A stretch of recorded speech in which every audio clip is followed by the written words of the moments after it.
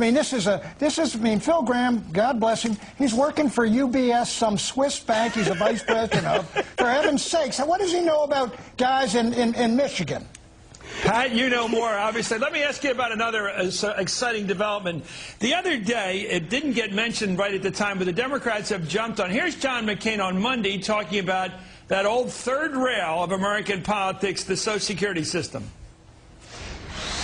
Americans have got to understand that we are paying present-day retirees with the taxes paid by young workers in America today. And that's a disgrace. It's an absolute disgrace, and it's got to be fixed.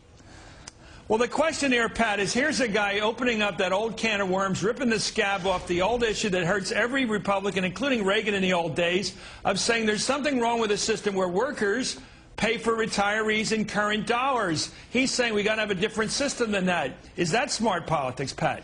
It is not smart politics to raise the Social Security issue and the funding of it, because now, Chris, what is going to happen is, okay, Senator McCain, how are the retirees going to get their benefits, and who's going to provide them if not today's workers? And then he is into the can of worms you describe. I don't know. I mean, after the Jesse Jackson day, it looked like a good day for Republicans. But, I mean, these guys, they can't stand good luck.